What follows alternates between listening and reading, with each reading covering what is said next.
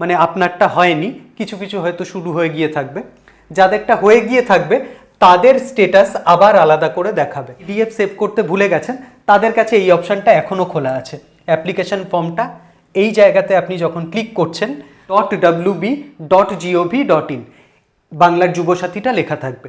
এইটায় click করলে আপনি এরকম একটা পেজে চলে আসবেন, যেখানে বাংলার যুবসাথী বিরাট বড় লাইন পেরিয়ে অবশেষে অনেক কষ্টে আমি অফলাইনে ফর্ম জমা করতে পেরেছি, বা অনেক রাত অবধি জেগে অনলাইনে অতি কষ্টে আমি ফর্ম জমা করেছি।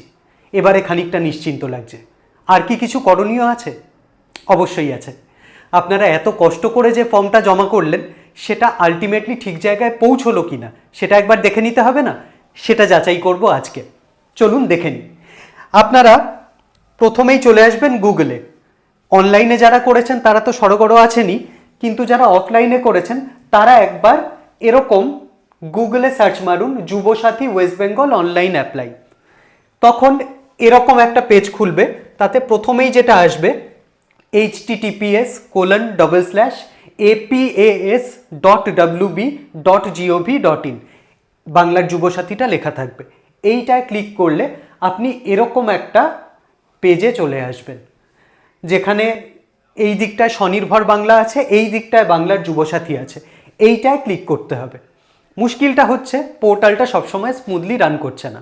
একটু রাত্রের দিকে চেষ্টা করবেন, হয়তো ঠিকঠাক হবে। তাহলে আমরা এখন এইটা থেকে না করে কি কি ঢুকবো সেটা পরপর পিপিটিতে দেখে নিই। চলুন। এইটায় ক্লিক করলে প্রথমে এরকম একটা পেজ খুলবে। এই দিকে আছে ডাউনলোড সিস্টেম গাইড, এইদিকে অ্যাপ্লাই অনলাইন, এইদিকে চেক স্ট্যাটাস। আমাদের কাজ চেক স্ট্যাটাসকে নিয়ে। অনলাইন বা অফলাইন আপনি যাতেই ফর্ম ফিল আপ করুন না কেন, চেক স্ট্যাটাসে ক্লিক করলে এরকম একটা পেজ আপনি দেখতে পাবেন। এখানে আপনার মোবাইল নাম্বারটা অনলাইনে করার সময় যে নাম্বার দিয়ে করেছিলেন বা অফলাইনে অফিসে যে নাম্বারটা দিয়ে রেজিস্টার করেছিলেন সেই নাম্বারটা লিখে দিন।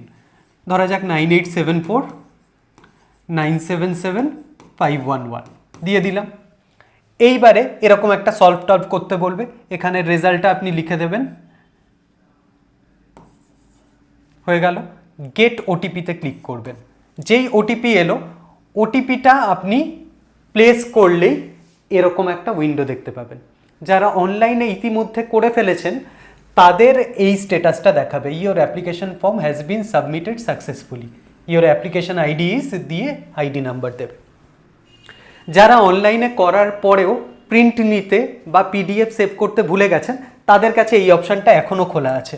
অ্যাপ্লিকেশন ফর্মটা এই জায়গাতে আপনি যখন ক্লিক করছেন আপনি ফর্মটা আবার দেখতে পাবেন, সেটা থেকে ডাউনলোড করতে পারবেন, প্রিন্ট করতে পারবেন বা পিডিএফ সেভ করতে পারবেন।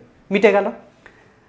এইবারে অফলাইনে যারা ফিল আপ করেছেন তারা যখন এখানে ওই নাম্বারটা দিয়ে গেট ওটিপি করে ঢুকছেন তারা দেখতে পাবেন অনলাইনের ফর্মের মতোই একটা পেজ। এইখানে এরকম বেসিক ডিটেলটায় ব্লু হয়ে থাকবে, বাকি এগুলোই কিছু করা যাচ্ছে না। তার অর্থ হলো অফলাইনের ফর্মগুলো এখনও ডিজিটাইজেশন হয়নি, মানে আপনারটা হয়নি, কিছু কিছু হয়তো শুরু হয়ে গিয়ে থাকবে। যাদেরটা হয়ে গিয়ে থাকবে তাদের স্ট্যাটাস আবার আলাদা করে দেখাবে, কিন্তু এখন বেশিরভাগেরই এরকম স্ট্যাটাসই দেখাচ্ছে।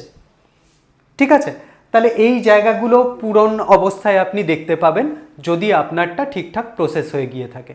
ঠিক আছে, তাহলে এইটুকুই আমাদের বলার এই ছোট্ট ভিডিওর মাধ্যমে, যে শুধুমাত্র ফর্মটা ফিল আপ করার পরে চুপ করে বসে না থেকে একবার নিজে যাচাই করে দেখে নিন স্ট্যাটাসটা যদি আপডেট হয়।